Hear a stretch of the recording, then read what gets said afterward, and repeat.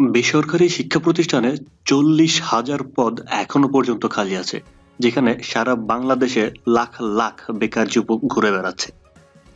এই ৪০,০০০ খালি পদ পূরণ করতেই আগামী ডিসেম্বর মাসেই নতুন শিক্ষক নিয়োগের বিজ্ঞপ্তি আসছে। হ্যাঁ বন্ধু, আগামী ডিসেম্বর মাসেই নতুন শিক্ষক নিয়োগের বিজ্ঞপ্তি আসছে। আর এই বিজ্ঞপ্তিটি যদি চলেই আসে, তাহলে প্রায় ২ বছর পর বেসরকারি শিক্ষা প্রতিষ্ঠানে শিক্ষক নিয়োগ কার্যক্রম শুরু হতে যাচ্ছে। আপনি দেখছেন বরাবরের মতোই রাশেদ আইসিটি ইউটিউব চ্যানেল, এবং রাশেদ আছি আপনাদের সাথে। তো চলুন শুরু করি।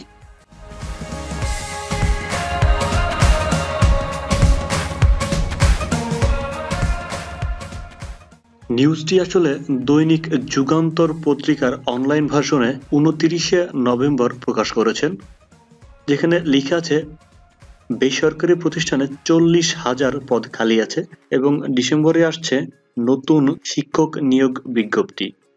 আমরা যদি একটু বিস্তারিত পড়ি, ২ বছর পর বেসরকারি শিক্ষা প্রতিষ্ঠানে শিক্ষক নিয়োগ কার্যক্রম শুরু হতে যাচ্ছে। আগামী ১৫ই ডিসেম্বরের মধ্যে সারা দেশের স্কুল, কলেজ, মাদ্রাসায় শূন্য থাকা প্রায় ৪০,০০০ পদে নিয়োগের লক্ষ্যে গণবিজ্ঞপ্তি আসছে। কিন্তু একটি স্বার্থান্বেষী মহল ইতিমধ্যে মামলা করে ওই নিয়োগের প্রক্রিয়া আটকে দেওয়ার পায়তারা চালাচ্ছেন। এই অংশটির কারণেই প্রায় ২ বছর ধরে সরকারি বেসরকারি প্রতিষ্ঠানে নিয়োগের সুপারিশ করতে পারছেন না।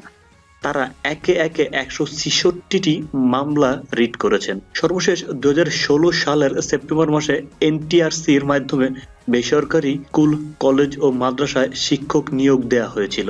নিয়োগ বন্ধে স্বার্থান্বেষী চক্রের পায়তারার কথাটি স্বীকার করেছেন বেসরকারি শিক্ষক নিবন্ধন ও প্রত্যয়ন কর্তৃপক্ষের চেয়ারম্যান এস.এম. আশফাক হোসেন।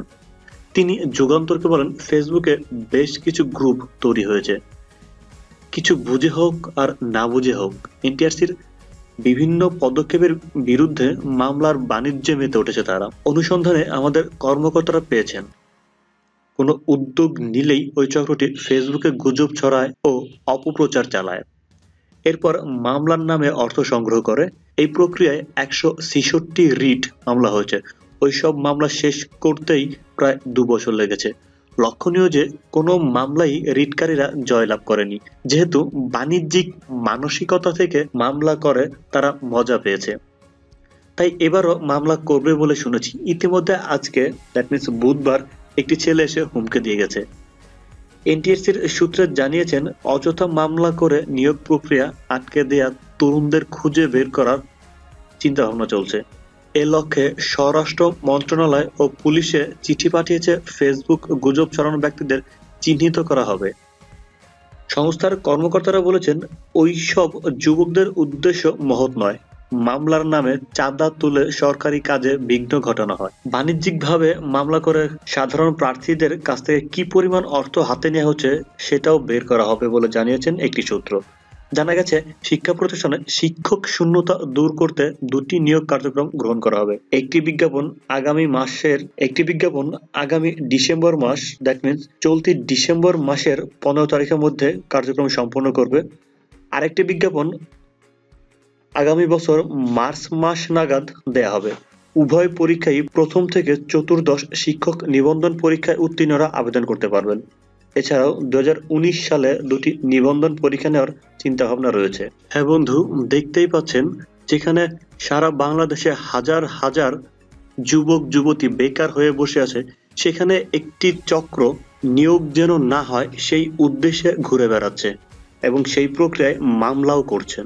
আসলে তারা কোন উদ্দেশ্যে মামলা করছেন, কোন উদ্দেশ্যে তারা এই সকল নিয়োগ প্রক্রিয়া বন্ধ করে রাখছেন, তা আসলে কারোরই জানা নেই।